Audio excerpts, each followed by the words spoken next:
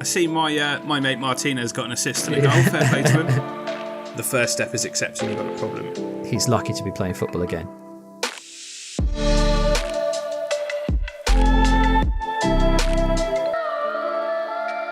Welcome back to Lose to Win, the podcast with me, Jack, and Josh. Josh, how's things, mate? How are you? Yeah, very good, thanks. Yeah, had a good week. Very good week so far. How are you? Good. Yes, I'm okay, thank you, mate. Yeah, away with work. A bit of a different setting this week for the podcast. Probably a little less noise going on in the background with kids on summer holidays and dogs running around like nutters. But yeah, we'll see. I might get some knocking on the door and people telling me to shut up in a minute, no doubt. Do you want to give us an overview of how Malvy Fat Bournemouth went this week? Yes, absolutely. Coach Steve actually blessed us this week with another tale of sporting nirvana in his weekly report. I'm sure you've read it through. Unfortunately, I'm not that eloquent, so just in case he wants to write a book about the subject, I won't be revealing the story of Ralph the Rabbit, but I may refer to him. It's funny, this week we saw players lose a total of 24.7 kilos, roughly the same weight, apparently, of Ralph the Rabbit. So who knew? I don't know on that one. So Blues won the top of the table clash this week with the Reds. They won 14-8 and now lead all three tables.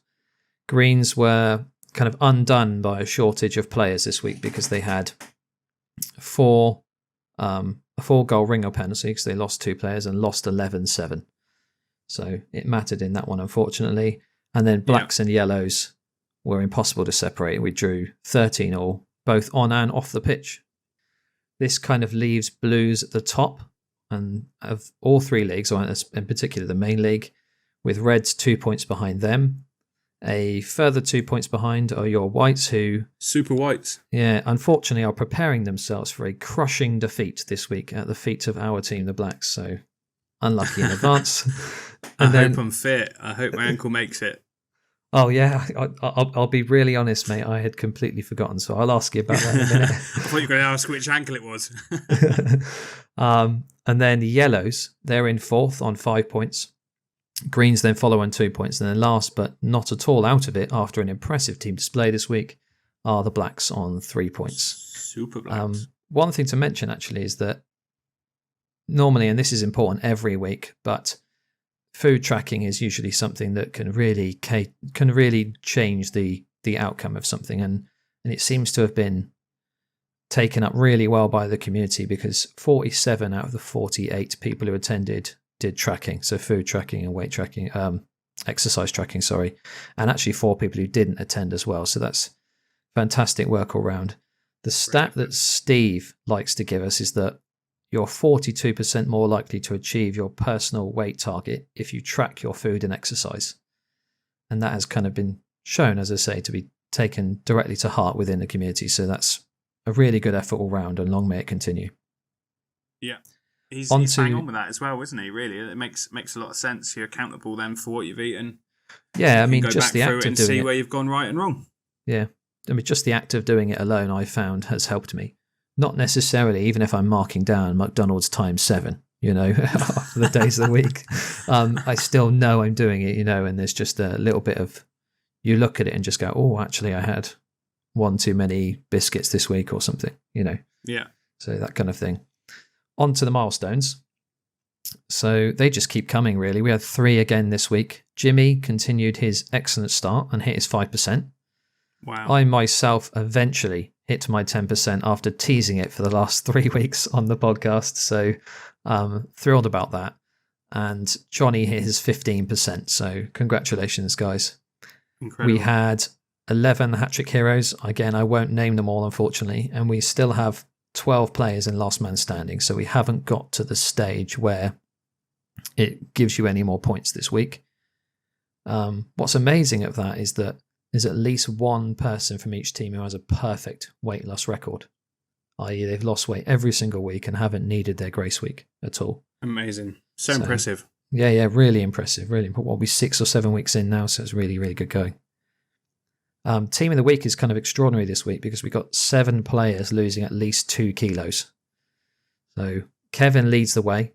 Yes, 3 kilos weight loss. Well done, mate. Really, congratulations.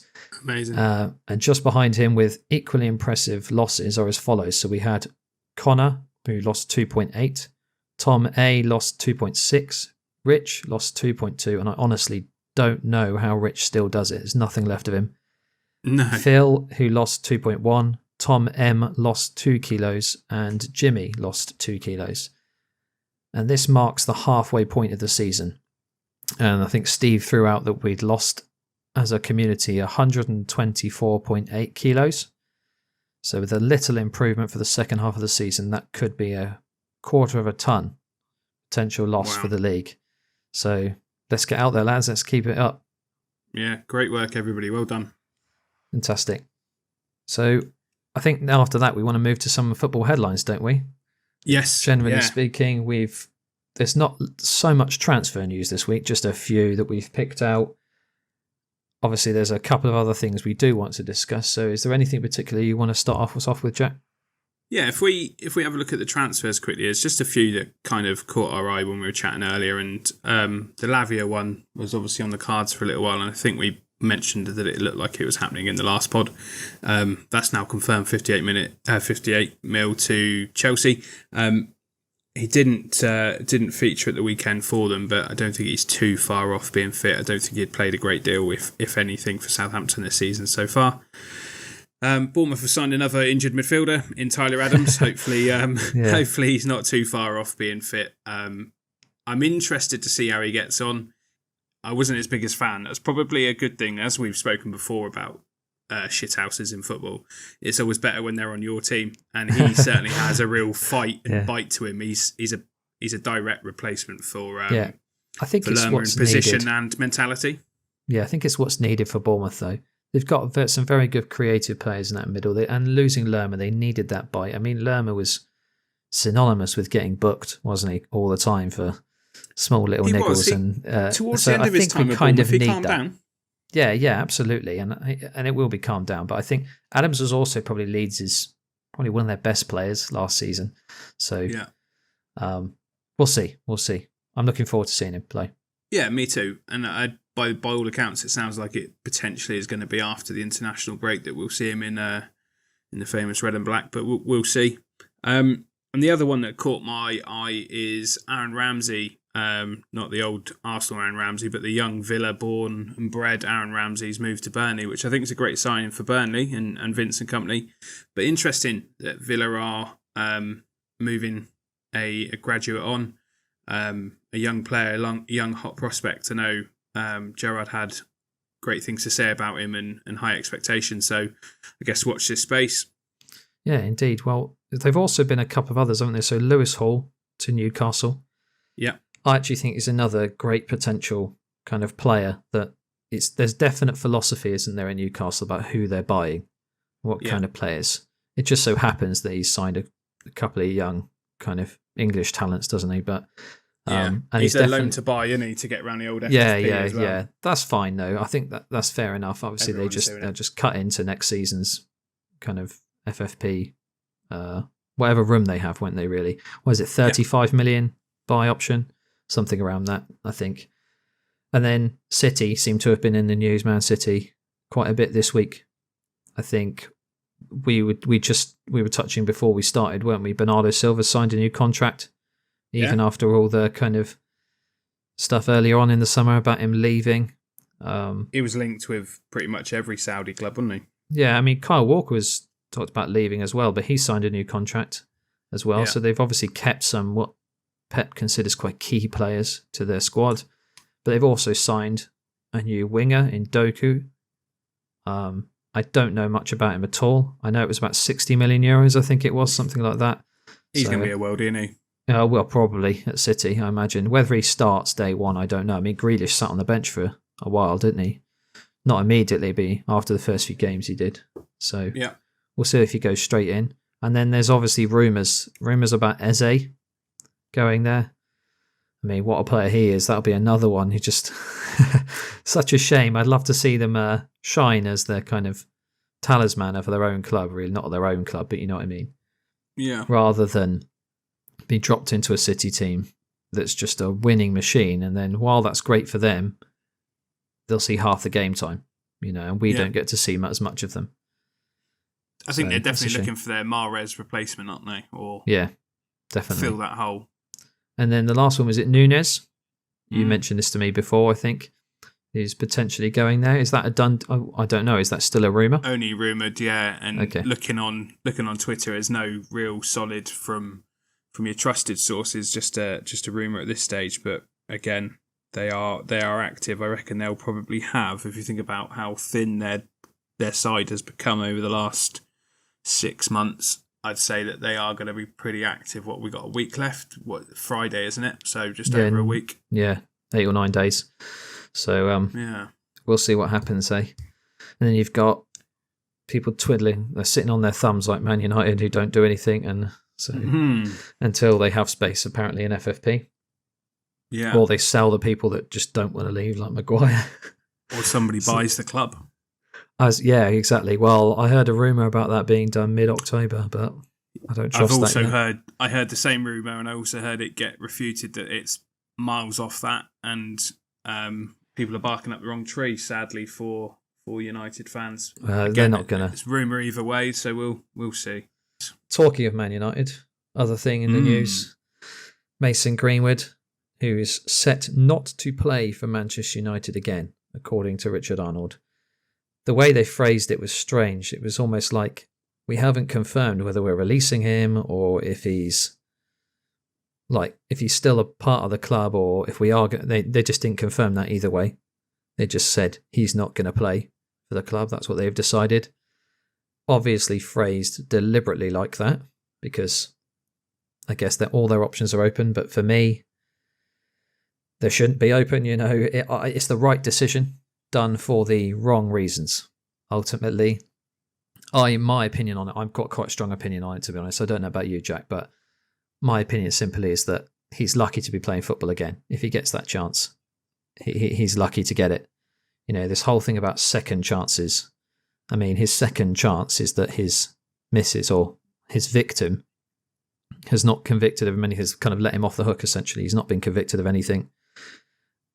Doesn't then get the luck. She stayed with him and had a child with him. Yeah, exactly. I mean, he's got his second chance there, surely, to be a father. Yeah. And then, so that doesn't really then guarantee him almost a third chance at getting the luxury of playing football for Man United, let alone playing football in general. But obviously he was a talented young man, so he will play football somewhere, and he'll get that luxury again. And if it's somewhere like Saudi, then he'll get paid very big money to do it. So, to me, that just doesn't seem fair. But kind of, it's the whole narrative around mistakes and second chances that I hear from fans of the club, and it was divisive before they made a decision. It's now just silly. I mean, I don't know how it should be, but this whole mistake implies that in theory, a mistake is something where you don't have full information or full context, is it, of a situation. Therefore, you can't make a better, more informed decision at the time. I think what were you saying about a mistake earlier? What was it you said to me? Yeah, so the simplest way of thinking about it is only by comparing it to something relatable. And I guess a mistake, if you're running a red light, if you choose to run a red light or a rail crossing or whatever, you're making a conscious decision, and that is no longer a mistake. It's something you've chosen to do, and it could be an accident, it could be a misjudgment, but it's not a mistake. And exactly what he's done, he's a young lad, and unfortunately these young lads are plied with an awful lot of money, a big ego, and believe that they can do whatever they want to do.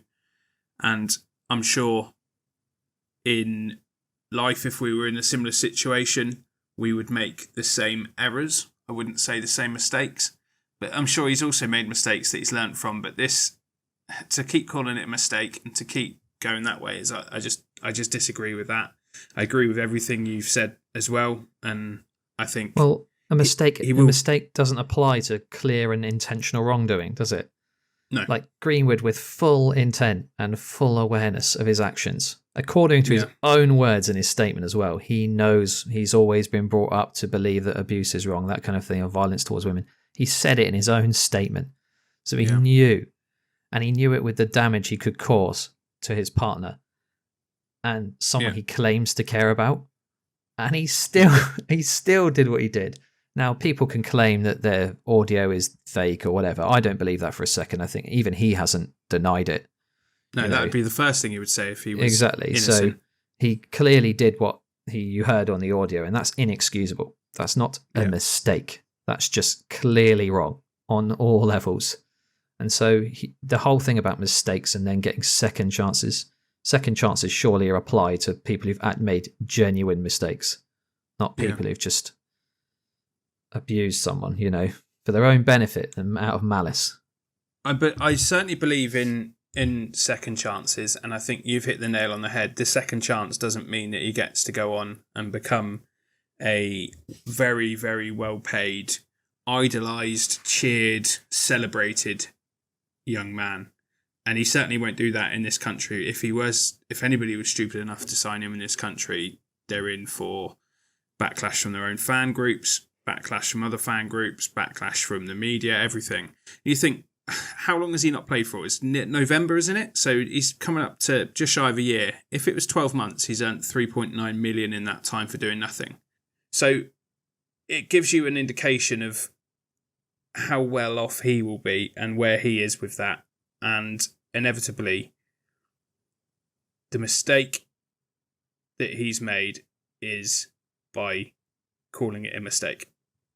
Yeah, I mean that's not even to talk about the kind of wouldn't say lesson, but the kind of thing it teaches young people is that if you're a footballer, you can still get away with it. It's just ridiculous in my mind. I mean, I'm very firm on this. It was an opportunity as well, because this comes onto the club's handling of it. They make it clear to people that they are fully against all kinds of abuse, whether it's sexual or whatever. And they didn't do any of that. All they did was have Richard Arnold, who's turned detective inspector for 6 months, claiming Greenwood's innocence based on information he's not willing to share or can't share, and just says, "Oh, we've got information you don't, and we're right and you're wrong." Which is, and I don't see how he has the right to do that.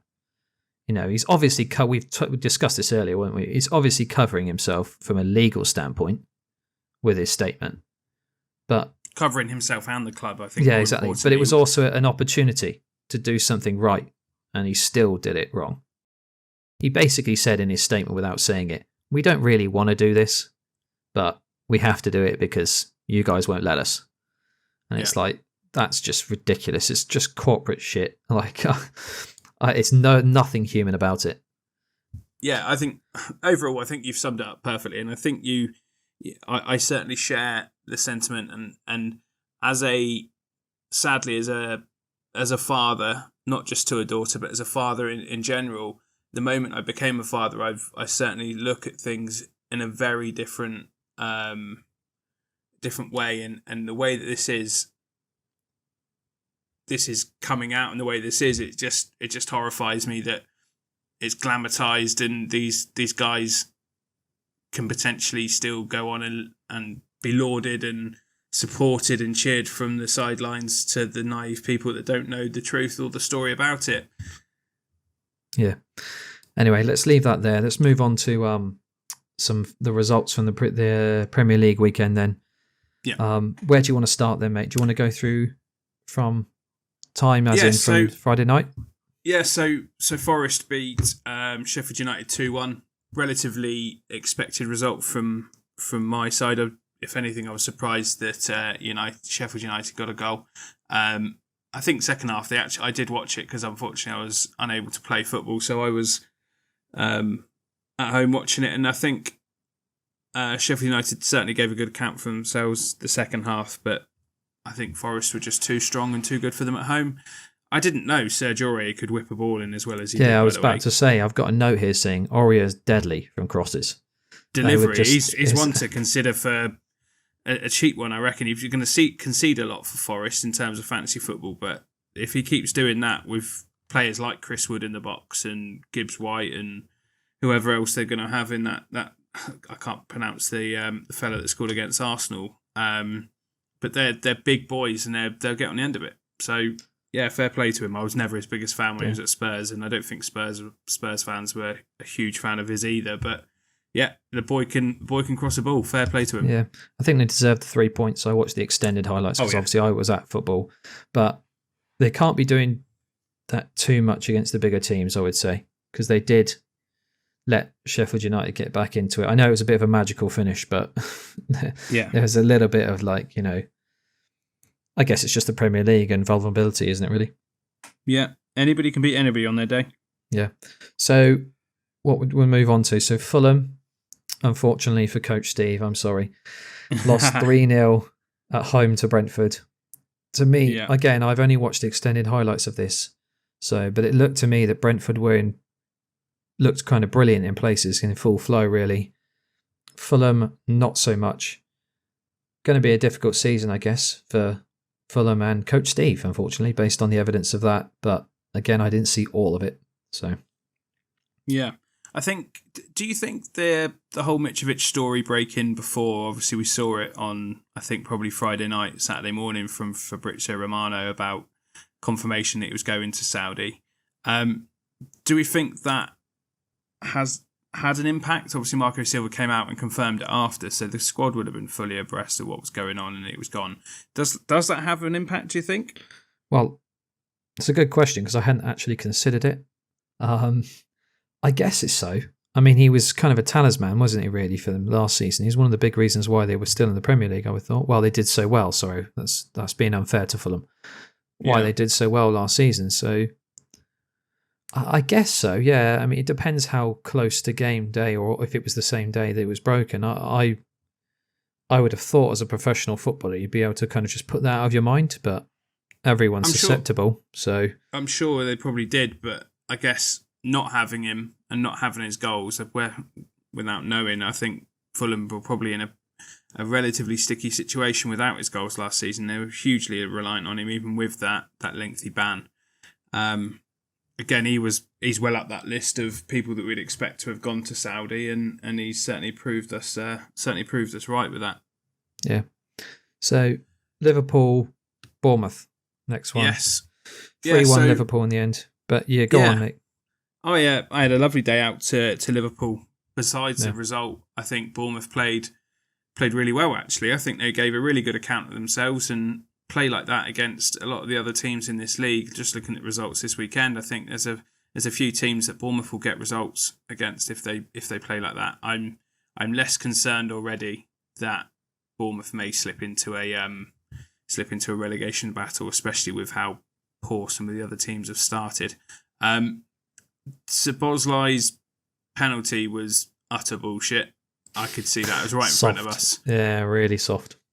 I would go as far to say it's not even soft. I'd say he dived. Not even a foul. Yeah, anywhere else on the pitch, he wouldn't get it. In the box, he's got it. The referee, I know, has been much coveted by a lot of the press, especially with the McAllister red card. That seemed to take shock, horror. It seemed to take a lot of the headlines over the bullshit penalty because it's a big club. But it certainly wasn't a red card either. We were so surprised to see that from our end. It was right the way down the other end, basically on the edge of our box, the other end, right in front of the cop. And we saw, I think it was Rothwell. I'm certain it was no, it was Christie. Sorry, it was Christie who brought the ball out. And we saw him rolling around, and we saw the referee go to his pocket, and I thought, maybe it is a yellow card. And then again, once he put it in the air, from the angle we were at, we couldn't even see it. It wasn't until he kind of turned to the side, you realise, fuck me, he's giving him a red card. It's a red. He's off. And we were obviously cheering him off and waving goodbye. But looking back at it, it's so soft. Really. Soft. I mean, that was... It's been overturned. A proof's in the pudding. Yeah, I saw that. I mean, you can't overturn a bloody penalty though, can you? No, yeah, right. I just feel like Bournemouth got the wrong end of that, but they started brilliantly. I actually managed to watch this on a completely legal way, but So I mean, Bournemouth's first 5 minutes started really quick. They did. I mean, it's a shame for Anthony he was slightly offside. They would 2-0 up. They would have been 2-0 up, and it's a different game, I think, maybe slightly. But I think they, as I say, they gave a good account of themselves. I think there was a little shame. It just wasn't as much. I was hoping for a little bit more fight when Liverpool were down to 10 men. Yeah. I think kind of that third goal just kind of kind of killed it, I guess, really. Yeah. I think at that point, Liverpool showed some cojones and some class and actually controlled the game at that point. It was a bit frenetic and a bit out of control for them for a lot of time. And again, I think, speaking to Jordan, obviously, who came with us to Liverpool, he said he was very impressed by Bournemouth and that you don't see many teams do that to Liverpool that early at Anfield. So they certainly went for it. And starting with Semenyo, I was very surprised to see his name on the starting lineup. And I'm really glad he played, especially after doing well when he came on against West Ham. And is certainly pushing himself for a starting spot continuously now. And yeah, I think Alisson was marginally survived. Sorry, I should say he marginally survived being sent off by covering Van Dijk for the tackle very early on outside the box. And they just had the jitters. They just were just not themselves to start with, and Bournemouth certainly took advantage of it. And fair play to them they're vulnerable to go they, for it. Liverpool. So yeah, it's funny actually. We've an additional bonus in our communities. We've got a couple of guys featured on the TV on Match of the Day just for hilarious faces. They did, yeah. Funny. Super Adam and my brother as well. He was just underneath him. I didn't even realise. I sent that photo into the group, and Adam's like, "You do realise that's Jordan underneath me?" Yeah, I was like, "Fuck me, yeah, it is. There he is." Next up, I've got on the list is Spurs and United. So we listened to this on the way home, and I would argue it's probably game of the weekend. I'll let you carry on from a United perspective. Yeah, so it was an interesting game because it was much tighter than the scoreline suggested. I think first half, Man United were the better team overall. They just were. They had most of the clear-cut chances. In fact, Ange said in his own words afterwards they were lucky not to be 2 or 3-0 down at half-time. The second half, they obviously adjusted and Man United seemed to drop off and it was more Spurs. But it was pretty end-to-end. I think it was a little blown up in the media afterwards about how poor Man United were. Mainly, I think it's because of it's combined with how poor they were against Wolves. So there's a little bit of, they've lost 2-0 and they were really bad against Wolves. Therefore, they started really poorly. But it's interesting because the XG suggested the Man United were the better team overall. I know data's not everything you can say, but I think their XG was over 2 or something, 2 point something. And Spurs was like 1.7. So they had the chances, Man United. They just can't put the ball on the back of the net. And then a couple of just poor errors that just led defensive errors, which is quite typical. Just let them in, really. It's funny because people were talking about, like Fernandes, for example. He has the highest expected goal involvement of any player in the league who hasn't returned either a goal or assist this season. I know it's only 2 games in. He's in my team. He's killing me. So, yeah, well, that's the thing. If you're talking fantasy, then don't get rid of him because he's creating loads of chances. So you get your advice. I thought Spurs were impressive, to be honest. I thought their adjustment in the second half, I thought they were really good. Again, just Bissouma and that were brilliant. Like Bissouma in my mind was fantastic. He ran that midfield. I think it's two good games for him. Yeah, exactly. And I think Spurs are looking actually pretty decent. I think they're vulnerable, but I think we knew that going in with Ange Ball, whatever you call it, that they're going to be pretty end to end the game Spurs play. So it's certainly going to be a lot more exciting to be a Spurs fan by the looks of things. I think they were sick to the back teeth of Mourinho and Conte playing the same sort of way, and I think go for it. Very similar to what I was saying about Bournemouth in our kind of pre-season run through, is that we'll just go for the score one more than you mentality. And you're right, they lived a real charmed life in terms of the first half. United, you got Rashford missed 2 clear chances. How about, oh my God, I forgot to mention this as well, Fernandez's first time Rabona cross. Oh, mate. Was insane. I actually didn't realise it was Rabona. I had to watch it back, the replay. He just did it off the cuff so quickly, I didn't even notice. I actually thought he hit it left-footed until I realised. Second later, I was like, oh my God, that's unbelievable. But again... That was my United link-up in the middle there as well. I needed that Fernandes and Rashford goal. Rashford should have scored. Again, Fernandes had a header. Wide open. Oh my God, that was awful. 8 yards out, whatever. I don't know what he's doing there. So I see my mate Martinez got an assist and a goal. Fair play to him. Getting the numbers in. Yeah. I love it. I'm looking out for him every week, mate. Don't you worry about Yeah, that. I know you are. I know you're on that bandwagon. You can stay there. The best thing I saw him do, though, is he gave Richarlison a good old kicking, which I love. So Argentinian against the Brazilians, they love it, don't they? Yeah. We did skip over one. Wolves, Brighton. Yeah, they were next on the list anyway. Oh, Yeah. are they? Okay. So Wolves, what was it? They lost 4-1 to Brighton. I don't know why Brighton have managed 2 4-1 scorelines in the first 2 weeks. Amazing. Put them to top of the league, doesn't it? I think it does, yeah. Goal difference wise, yeah, definitely. Matoma, brilliant solo goal. Cheeky Estepinian assisting there. And then the other way round for one of them as well, Matoma to Estepinian. They made it look so easy in spaces. They were just so clinical. But it's strange because from what I've seen of it, Wolves had some chances in the first half. So they weren't completely dead and buried. 16 chances overall, only 5 on target, but it's loads more than what they were doing last season. So if Gary O'Neill's got something to cling on to there with them, that's that. Hope for them then, basically. But Brighton look brilliant, don't they? Doesn't matter who they lose, who they bring in, they stay the same. So, and that's all credit to Zerbi. Yeah. Brilliant.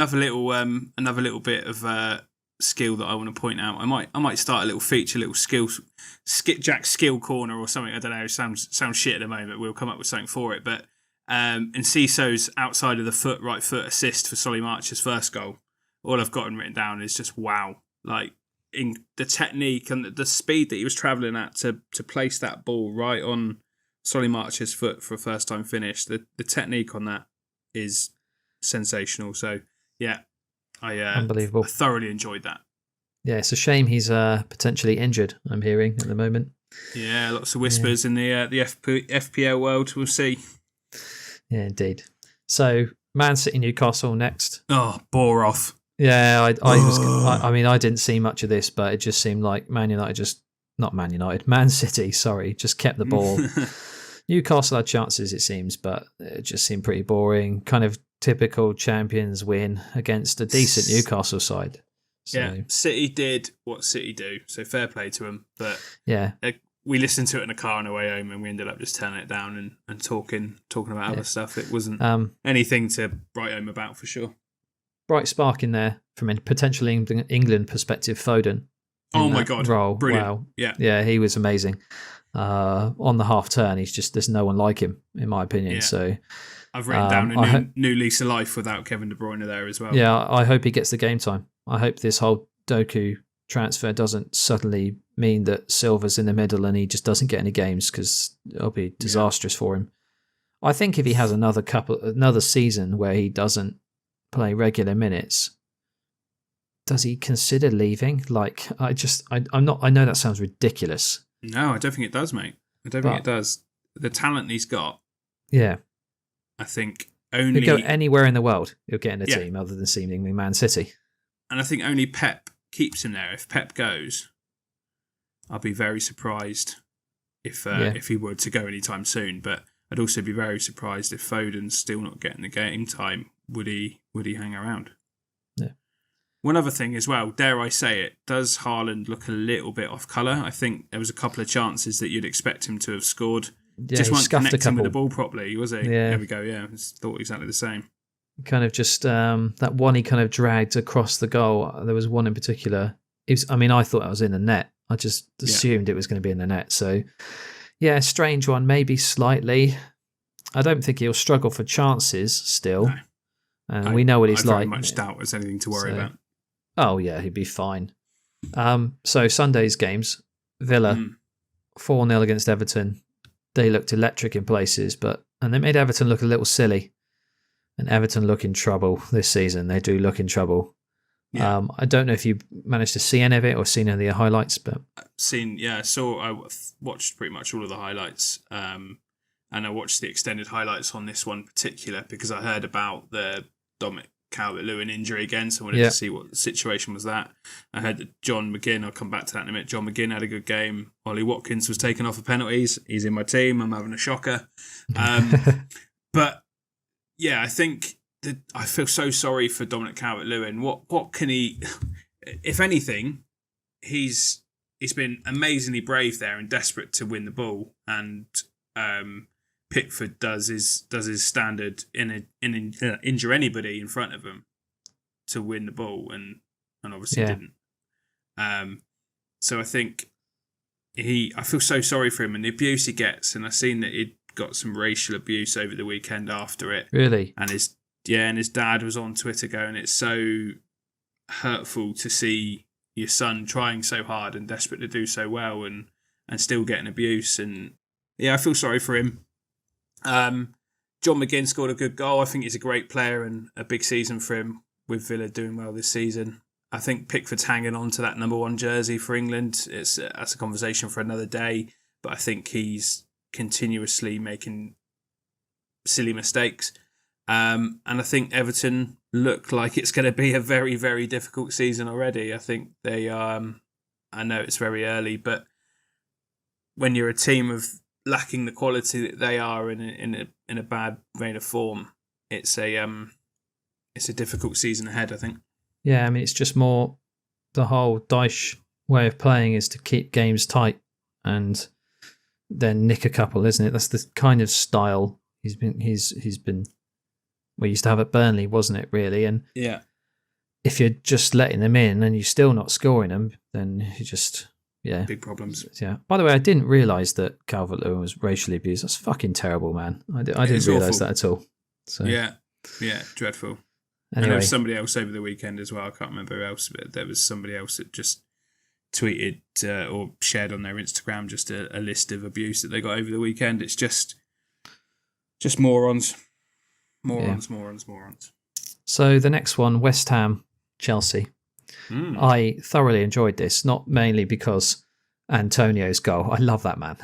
Yeah. He's awesome.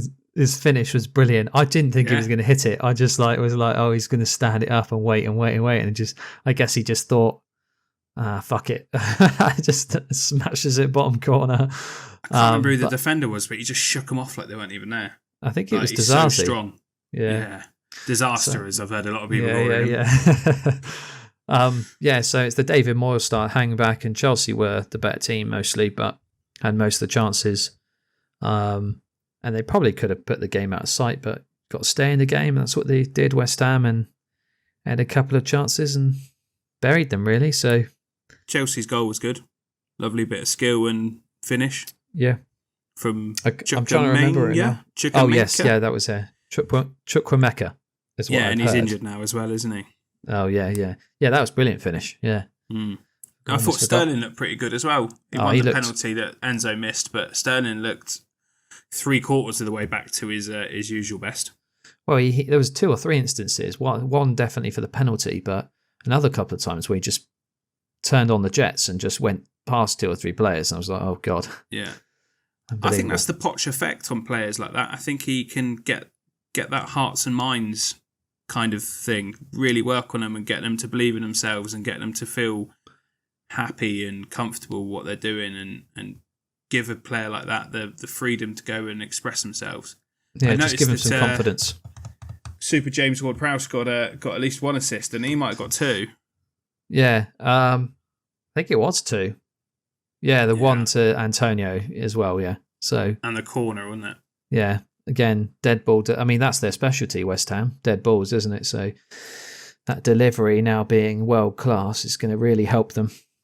Yeah, and if you look at what that gives them over the season straight away, that's 2 goals that somebody else is taking a corner, but are they taking it as good as him? Are they doing it as well as him? So, yeah, one to keep an eye on for sure. Well, he had 2 corners almost exactly the same. So one of them I think there was a challenge in the box and it almost went in. And the other one was almost, weren't they? Yeah, and the other one was delivered exactly in the same spot, almost exactly in the same spot, and Gerd got his head to it. So, it was a decent game. Anyway, let's move on to your team because we're taking our time of those in the last game. Yeah, Palace. I think Arsenal did well and showed a different side to them. I think last season we got a glimpse of this ruggedness and steeliness and ability to defend and fight much better and stand up for themselves and really get the points in. First off, I was disappointed with the referee's performance again. I Tomiyasu. Well, you would be as an Arsenal fan, wouldn't you? I would be. Yeah, I would be, absolutely, yeah. I think Tomiyasu flacked it for Kai Havertz doing Kai Havertz slow. I don't even think he was wasting time. I just generally think he moves that slow. Like, I just so lackadaisical. And so how it happened, I'm sure you've seen it, but I'll just recap it. Martinelli picked up the ball for the throw-in. He kind of bounced it next to his ankle and flicked it up to Havertz's hands. And then Havertz looks around a little bit and then drops it for how have I forgotten his name, Josh? Tomiyasu. Yeah. Chucks it to Tomiyasu, and Tomiyasu takes I think it's 8 or 9 seconds, and he's thrown the ball, and then he gets the yellow card. The ball's in the air when the ref decides to pull the card out. So that's his first one, and then the foul on Jordan Ayew. The second one was soft, but it is the rule. Soft. Yeah, it is the rule. Though. But the consistency within the game, we scream for consistency across the whole referees in the league, but we can't even get the consistency within the game. There's other incidents within the game that there was 1 minute 30 taken for a throw-in and no action taken. And I was having a debate with my older brother about this, and that he believes that at that point it was, for an example, there was a throw-in that took 1 minute 30, and it was Crystal Palace taking the throw-in, and it was at 0-0. Oh, you're not about to turn around and tell me that because it's Arsenal, they got no. somehow. No. What I'm saying is done it for it. Because they're leading the game at that point 1-0. The referee is heightened to the alleged time wasting or the time wasting. I do consider it as time wasting. Kai Havertz was guilty of it. But what he then didn't do is he didn't give anything to the Crystal Palace player at 0-0 for taking a minute 30, where this particular throw-in that Tomiyasu got booked for took 28 seconds. So I can understand if it was 1-0 Arsenal and there was a minute 30, because it's in Crystal Palace's benefit to get the ball in play. Yeah. And so I can understand why a ref might be slightly more lenient on it, although I agree there should be some consistency. But when it's 0-0, when it's 0-0, he's refereeing the result, he's not refereeing the game. So at that point, he's going, it's 0-0, take as long as you want, I don't care, you're wasting your own time. Where in actual fact, why aren't Palace thinking we can hold on to a 0-0 here? I've seen goalkeepers get booked in the first half for wasting time at 0-0. And the consistency across that is a difficult thing. I also saw Kai Havertz, a full kind of shirt, he almost pulled the shirt off the fella and didn't get booked. And Tomiyasu's kind of little push in the back and Jordan Ayew throwing himself to the ground got a second yellow. And what he's done is he's refereed the situation rather than the game. So if you take a step back and go, that, it may very well deem it as a foul, but is that a bookable offence? And then go, actually, what else have I given? And I know they don't really have the time to process this, but you've got to set your bar of consistency. And if they drop below that, they have to be called out on that. And I think that's my problem with it, is that there were other incidents within it that clearly weren't consistent. I think it's more a case of, in my mind, it's a case of they should all be cards, not none of them, I would say. So you were talking about, so maybe that's unfair and harsh, but this goes back to my opinion on how harsh I think it should be. Because while it may seem ridiculous to throw out cards left, right and centre, if you ever want to actually stop that kind of thing, I'm not saying cynical fouls are part of it, time wasting is something they want to crack down on. But if you ever want to crack down on it, you need to be insanely harsh on it to begin with for a full season. You can't say begin with, because you can't then go, Tomiyasu got booked for wasting time. Yeah, I mean, when I mean begin with, I mean 2, and then game week 12, somebody's doing the same, and they've kind of gone, nobody's responded to this. They're still wasting time. Fuck it, I'm not going to give them a card.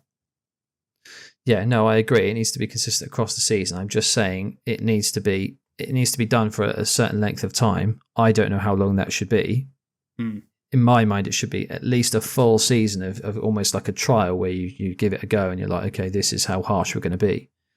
But again, it goes back to consistency, doesn't it? So. What would be a really good time to try something out leading up to a season? Let me think. Pre-season.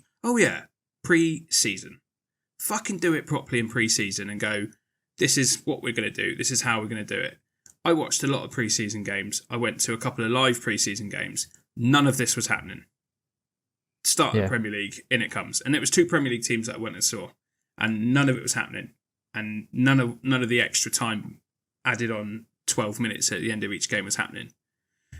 Just interestingly on the red cards, I'll come back to Arsenal in a minute. My rant is almost over. So far this season, there's been 6 red cards. Last season in total, there were 30 red cards across the entire season. If we average 3 red cards a week, we're going to finish on 114 red cards this season over 38 game weeks against 30 last season. Yeah. Something isn't right. There's cards being dished out too much. I know that the referees are keen to protect the brand and are trying to work with the Premier League to kind of go, we want to see more football, we want to see games flowing, we want to do this. But some of these cards so far with game week 2 and all we've spoken about really is VAR. There's no major headline story that's taken it away from VAR. Yeah, but again, this goes back to it's new rules, it's implemented. The players should understand it. It can't be like that whole time wasting situation. Again, I know you talk about Havertz being slow, blah, blah, blah, but the ball was passed off 3 times. They cannot be. I know we're going to talk consistency in the game. I agree with that yellow card. Yeah, but then you have a cynical foul, regardless of how soft. It's the rule. He's going to get a card, and that's why he gets a red card. And I'm sorry, but it was of his own and their own making. I don't appreciate the fact that it was soft. Okay, I hate it. And I get that part of your point is based around the fact that there are too many because they're soft. But it is the rules. And it's what they're trying to clamp down on. You're going to get a lot of that until players suddenly turn around and realise, oh, wait a second, I might actually have to stop doing that. Yeah. And they should know this already. 2 game weeks in, they're getting carded, they're getting booked, they're getting sent off for these things. Yeah. They should know by now. You would hope so. And let's hope it improves, and we'll see as it goes. And I think I'm still upset about it, but we'll see. What I would say is on the Arsenal game is that Declan Rice had his best game by an absolute country mile. He was incredible, very, very good, and he's really starting to show his qualities and really starting to show how good he is. And I think Nketiah had a good game as well, was one to mention on that. And Saliba is an absolute Rolls Royce of a centre-back. He made that mistake, and then that full leg stretch tackle to deny Jordan Ayew a chance as well was just a snippet of how good he was. Overall, very, very happy with the result and very, very happy with the performance. It wasn't pretty, but nobody wants to be at peak at this early in the season, do they? No, indeed. Yeah, it's a sign of how well they could do when 10 men, and I don't know, I have to admit, I didn't see it, so I don't know how threatening Palace were, but it's a good sign for Arsenal. Anyway, there was something else you wanted to touch on, wasn't there, that's come out recently? You've watched something or listened to something that I have, yeah. Want to cover? So Ivan Toney has done he's done a podcast with Stephen Bartlett, who does the Diary of a CEO podcast. Yep. And I've taken down some notes from it, I found it really interesting. I think Stephen Bartlett is a fantastic interviewer and his podcasts are brilliant. He's had a lot of people on there that I don't even know of that I've been really intrigued and wanted to learn more about. And I always listen to it, by the way. This episode great, I haven't actually seen, but I do. I religiously listen, normally speaking. Yeah.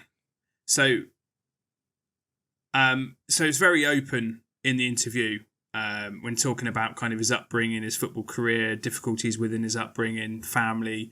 Really, really good interview in that, and kind of learn a lot about the man and about his kind of morals and things and bits and pieces. And Stephen Bartlett does what he does and very quickly swings it round to hard-hitting questions about his betting and his ban and how he feels.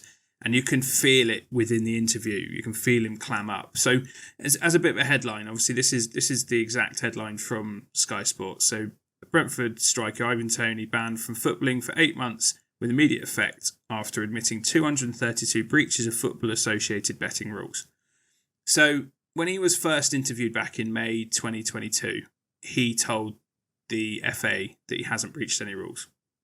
He then moved on to tell them that he couldn't remember a lot of the bets that they were suggesting and needed time to go away and work out what was going on.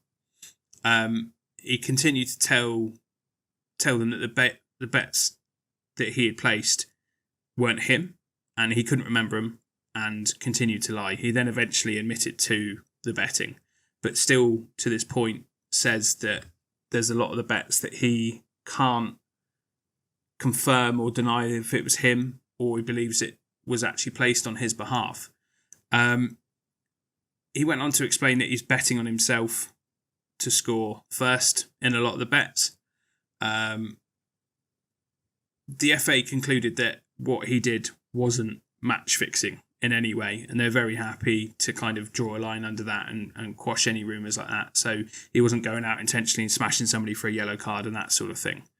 One thing that jumped out at me that he said, and it was worrying, was that he said he never knew it was wrong. No one ever told me about it. The club had people in to tell us the dangers of it, but never that it was wrong. And these are quotes, as you can tell I'm reading them. Next quote was, "My knowledge of betting on football rules was zero." And interestingly, Stephen Bartlett goes on to bring up that and ask the question, why did he have other people place bets on him if he didn't know that it was wrong?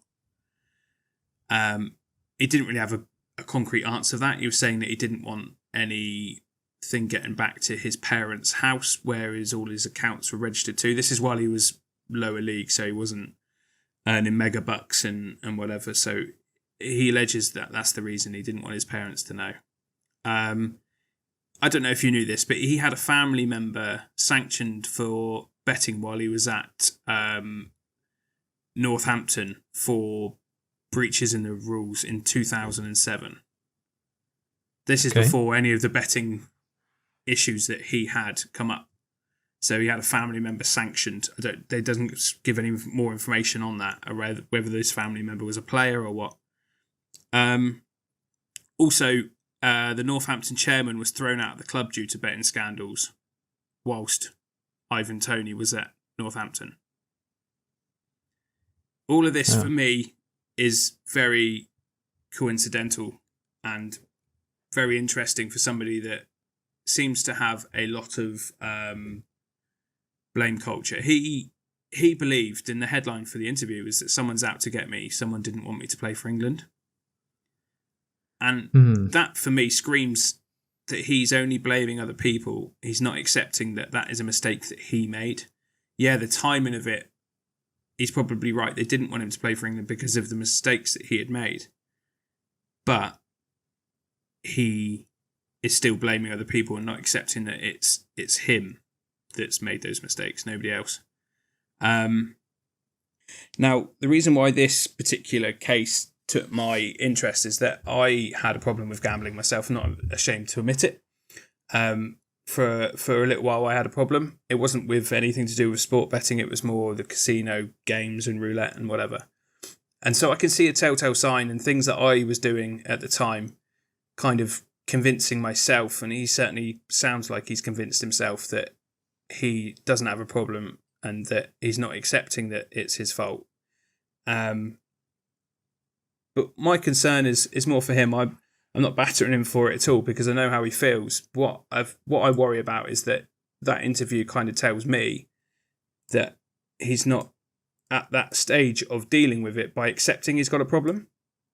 And I suggest getting over it is probably the first step, is accepting you've got a problem. And I'm convinced within that interview that he is very clearly not accepting that it's his fault and his problem. He's blaming everybody else.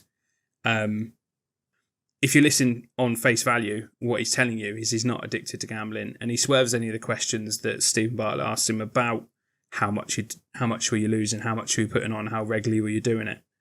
He swerves all of that and never gives a straight answer for any of that, and that's because he doesn't want to share that information. He's withholding that information. Yeah. And I'm sure there's a lot of it that is left on the cutting room floor that we'll never get to hear. But it's just something that caught my attention, especially because of the the past I've had and the relationship I've had with gambling before. It was really interesting. I suggest everybody that gets a chance, not just listen to this, but listen to Stephen Bartlett's podcast, because it is brilliant. But there's so much in there that I read between the lines in, and I'm sure I'm not alone with gambling problems and gambling issues, and being somebody that's overweight as well. I have a problem with, I have an addictive nature and addictive tendencies, and food and gambling are probably two of my biggest vices. I'm not a big drinker. I've never done any drugs, and I don't smoke. So it's definitely something that caught my attention, and I would highly recommend anybody listen to it. Yeah, absolutely. I definitely will be going back and watching it. And thank you for discussing it with us and sharing your story, mate. I really, really appreciate it. And it's brave of you at the same time. So thank you for that. I appreciate that, mate. Thank you. Yeah, absolutely. I mean, the only thing I'll say now, it's such a shame to move on to something so beautiful and then move to fantasy football for the last bit. Yeah, if that's okay with you. Yeah, absolutely, mate. Yeah, and I thank you for giving me that platform to talk about it. And if anybody else is struggling and wants to talk to me privately, and I'm happy to give you an idea of what I went through and how I've managed to cope with it, and how I continue to live with it. I do occasionally, in a controlled manner, place some football bets on, and I'm comfortable, and so is my wife, more importantly, that she's able to monitor that and make sure that that's not getting out of control. And that level of monitoring and support is well needed with somebody with an addiction like mine. It's fair enough. Thank you. Again, I genuinely can't thank you enough for that. But unfortunately, we do have to move on. Yeah, absolutely. So fantasy football, just quick couple of minutes for this week. I'm just going to say quickly that wasn't the most fantastic week for myself. I don't know about you, Jack, and how you felt you did, but there's a couple of things in there. Yeah. Well, we can't always get every single player on our team get points every week. Yeah. That's just not how it works. That's the whole idea of making sure that you have people over a longer period of time. And that comes back to being patient and not knee-jerking, because then you get the benefit when you've waited and been patient. So, for example, we had Rashford and Fernandes who didn't get anything this week. I have Gabriel, typical, where he comes on after a Tomiyasu red card for like 1 point. So there's a few things in my team. So I got 49 this week. I was convinced that Sheffield United wouldn't score, but they did. So Turner only got 2. As I said, Gabriel only got 1. The rest of them were okay. And King Mbeumo got me 16 points. And Estupinian got me 11, so the highest scorers. Otherwise, it was pretty average. I'm not looking to do anything new this week. There's a couple of things I've got my eye on, because I have 2 free transfers, and that's the maximum you can roll. So if I don't use one, I'll still only have 2 next week. So it feels like a waste not to make 1 transfer at least. Yeah. Haven't got my mind set on anything specific, but I'm thinking Gabriel is the one I would want to take out. But because I have Udogie on the bench and he's got Bournemouth this weekend and a couple of other good fixtures afterwards, I don't need to get someone in who's going to play immediately. So my mind is set on either a Man City defender, if I can decide which one might play a lot, but then I wouldn't play Udogie, or get someone like Henry from Brentford in, or Botman from Newcastle, because Newcastle's fixtures in week 5 or week 6 onwards become really, really good. I'm being patient. That's where we are, basically. Unfortunately, I would reveal what I'm going to do, but I haven't made up my mind. So it's hard to say. Yeah. But I would look at defenders. I'd look at Man City defenders if you can decide. Chilwell and a Chelsea defender like Colwell if you think they're good. Midfielders, in Mbeumo, if you don't have him, I would try and get him in. Foden, maybe, but I'm a bit worried about how many minutes he'll get. Forwards, Jackson, Alvarez, or potentially Wissa as well. The only thing I would say is that if you've got Man United players, be patient, because they've got Nottingham Forest at home this week. And then after that, if they're still shit, you can get rid of them. Yeah. So that's my week. How about you, mate? Yeah, so my week I ended up with 40 points. Frustratingly, I thought that Pedro didn't play, but in fact he only played a little bit and got booked, didn't he? So he played 33 minutes and got booked. So I assumed he was on a 0, and I had Pau Torres on the bench as my first reserve, who got a clean sheet for Villa with 6 points. So I thought, here we go. At least that's 6 points better off, but no. On further inspection, he played. So I had Kanji at the back, who got me 7. Canate, who got me 2. I was expecting a clean sheet, to be honest, against Bournemouth. Estupinian got me 11. Martinelli, Saka, Rashford and Bruno Fernandes did next to fuck all. And then Watkins and Haaland with João Pedro up top. Haaland obviously did fuck all, and Watkins got an assist for the penalty one, I think. Yes, he did. And I thought he was going to take it, and obviously he's not. Yeah, he didn't. Yeah. So that's it generally for fantasy. Nothing special to add. Nothing's really going to immediately change. Be patient. Don't rush it. Wait towards the deadline. Get the most information possible. A prime example is you said you had João Pedro. Yeah. He's probably going to play now that Enciso's injured. Yeah. So although he didn't play, now you know because you waited, he's probably worth keeping. Yeah. And So, I've actually pulled Pau Torres off my bench for Canate. I think Liverpool are likely to concede against Newcastle, and I reckon Pau Torres has got a better chance of keeping a clean sheet against Burnley. So playing kind of the numbers game with that, I did in anticipation when I heard Lewis Hall might be going to Newcastle. I put him in my team to start the season, so he's now on my bench as well. So he's likely to start getting some minutes for them, I think, at some point. That's a good one potentially. Depends what minutes he gets, but again, as I said, Newcastle are people to look at in 2 or 3 weeks' time. Yeah. So I think they've got some really bad fixtures at the moment, but then I think it's, as I say, about week 6 or something, they get really good after the international break. So. Yeah. Excellent. Okay, mate. Well, I think that wraps it up quite nicely this week. It's been a pleasure. Thank you very much for everybody that's listening. We are going to get a bit more exposure from Man v Fat directly. They're going to start sending out some emails with links and a little bit of information about what we're doing and why we're doing it. And we do plan on, I think you're in agreement, once the transfer window is closed, we plan on getting some interviews going. I think we're going to start with Coach Steve from Coach Couch, as a lot of us call him, from Man v Fat Bournemouth. Get a little bit about what he does and how he helps, and go from there. We want anybody that's listening that does want to tell their story or their club story to get in touch, because we would love to share it and love other people to hear it. Absolutely. Thanks, everyone. Thank you for your time, and thanks for listening. As always, you know where we are for finding us on Spotify and YouTube, so it'll be really helpful. If any feedback. Yeah. Have a good week, mate. I'll speak to you soon. Yeah, will do. Cheers. Thanks a lot.